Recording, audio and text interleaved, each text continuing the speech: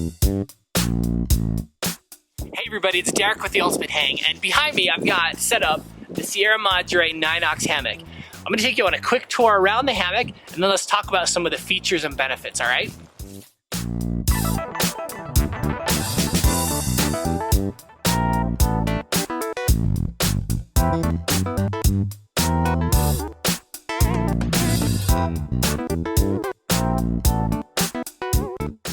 Alright, one of the first things you'll notice about this hammock is it has a perimeter zipper that allows the hammock to also remove the bug net. We'll talk a little bit more about that bug net in a second. But around the four corners, you can see here, there are some tie-outs. This is almost a war bonnet style where you can pull out and have a little bit of an awning, a bug net awning, and get into the hammock.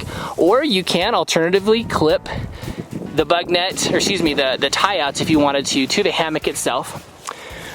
I really like the zippers themselves, have a nice easy pull. I haven't had any snags or problems. It's a very durable zipper system. On the end here you can see they've got their double-sided stuff sack. It's kind of unique. There's a bit of a collar on both sides. This side actually has a bishop style enclosure. I'll show you some pictures of that. And then this side is just a regular double-sided stuff sack. Now the hammock is listed or marketed as a FlatLay hammock, but I would probably more accurately describe it as this ergonomically flat. It's not truly flat like a bridge hammock. There's no special construction. The fabric is rectangular and it's just been gouted at the ends. I was a backer of this hammock on Kickstarter. Now the ends, you can see here, there's just a webbing loop. Now that webbing loop has been sewn, so it's not easily removable, but it does provide a clipping point where you can attach the suspension that's provided. You see here I've just used the suspension and I'm using a Beckett hitch. They do have some hardware that I'll show later that makes it a little easier to clip in and out with a kind of combo cinch buckle. This is probably the most interesting and personally a frustrating feature. The zippers connect here at the ends and they overlap, and that overlapping makes it really difficult to reattach them when in my testing. So I've actually not planning to remove this bug net very often because of that feature. The ridgeline organizer is connected. They've got a unique ridgeline. It's actually a piece of webbing and it's adjustable on one end, not that end, but over here. You can see I've got mine extended near to the end. I probably need to tighten that just a little bit. It doesn't have a ton of adjustability, and you want to be careful not to release it too far because that will put too much strain and could rip the bug net. Now, interestingly enough, this ridgeline is not connected to the suspension, which is typical for ridgeline design. It's actually sewn onto the hammock itself. Some users have noticed that the stitching has popped loose on this ridgeline, and I don't know if there's been anything worse than that. I haven't had any issues myself, but one of the modifications that I'm recommending is to detach this ridgeline from the hammock and actually connect it to the suspension, and that creates a more secure way of providing tension across the suspension and all the way across the ridgeline instead of it on the hammock where you can have a tension point. One other little note, because this hammock has such a deep sit height, I've noticed that I had to hang my suspension a little bit higher, probably a foot higher than I would with a similar hammock. Now let's go over a couple of the specs of this hammock. This is actually an 11-foot hammock and it's 70 inches wide, at least from my measurements. The weight of this hammock with the bug net, and mine came with the ridgeline organizer, came out on my scale at 868 grams. It comes with these Dyneema straps that are 1 inch. Mine are 15 feet long. The hardware that it comes with are what they call these Talon clip. They weigh 40 grams a piece. Straps are 216 grams. The whole kit with the straps, the hardware, and the hammock comes out just over 2.5 pounds. So it's a little bit significant on the scale. The website says it's a lightweight hammock. I guess that depends on what you're comparing it to. The specs on the website were a little bit confusing because they do rate the hammock at a safety strength of 1,000 pounds. Although they also mentioned that the double-sided hammock or the double fabric hammock, they rate it at 450 pounds, which they said is 100 pounds more than the single layer.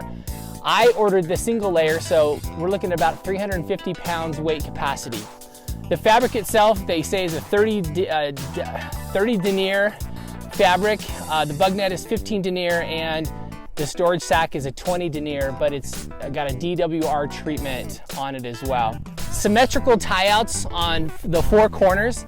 I've only tied out 2 of them, but it does come with some long elastic cord and a couple of short ones. So depending on how you pop it out, you can really pull this bug net out.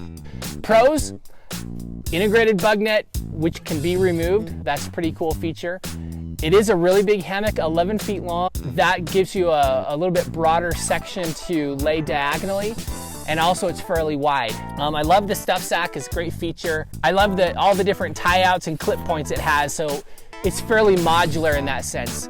Some of the cons about this hammock, 4 zippers, they connect together. In fact, let me show you this. It stops right here. So this zipper ends right. So when you want to zip yourself in and out, you're kind of stuck with that configuration. So this hammock actually has a bit of stretch to it as well. Right here, I would drop another 4 to 6 inches to the ground. In the morning, my underquilt was already being crushed a little bit on the ground. It had sunk that far. Now, even though it had that much of a stretch, I didn't notice any discomfort or change in my sleep all night. So it was actually still a very comfortable hammock.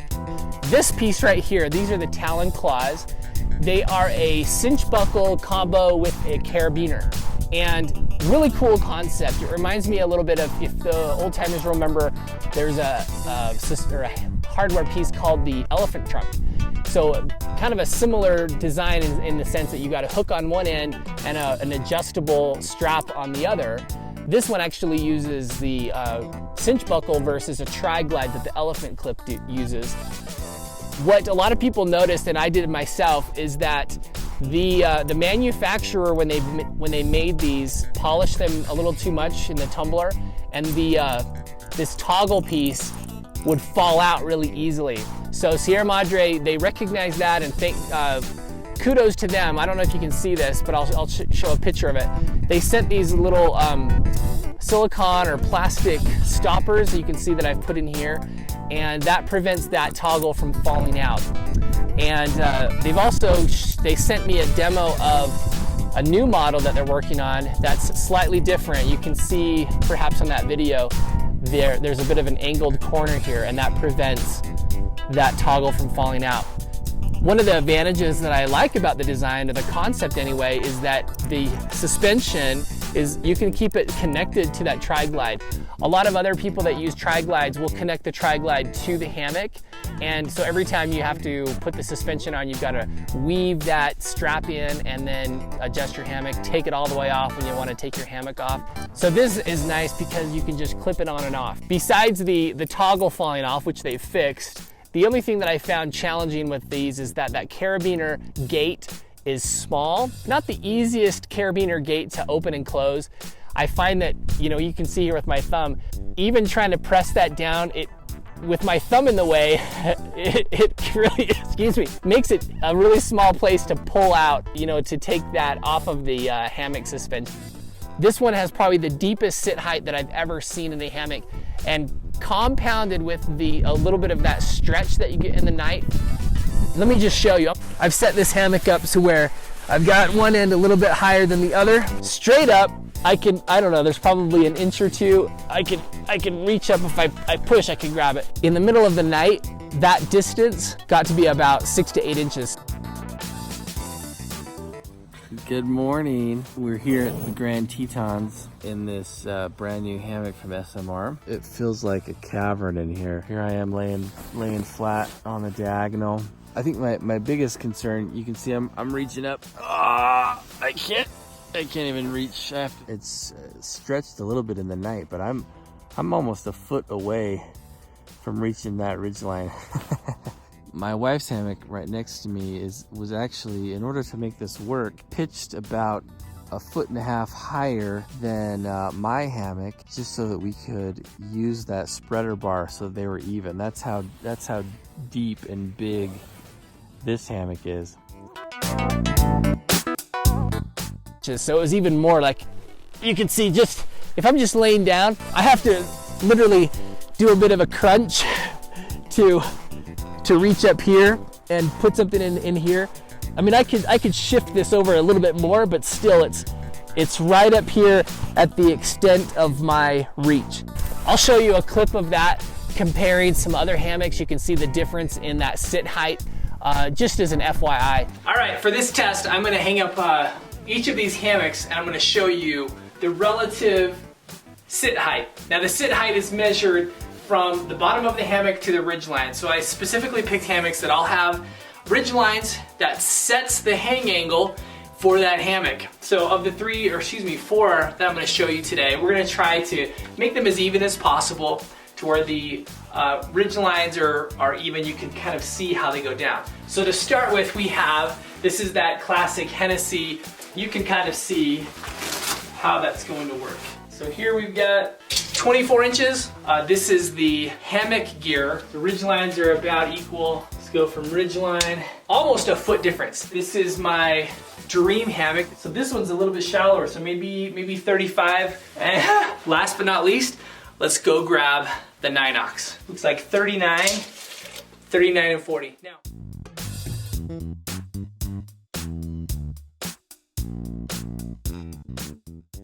check out my website, theultimatehang.com, where you can see more detailed photos, all of the specs, and a link to Sierra Madre Research, where you can find out more about the Ninox hammock. If you like this video, be sure to subscribe, and we'll check you guys on the next review. We'll see you later.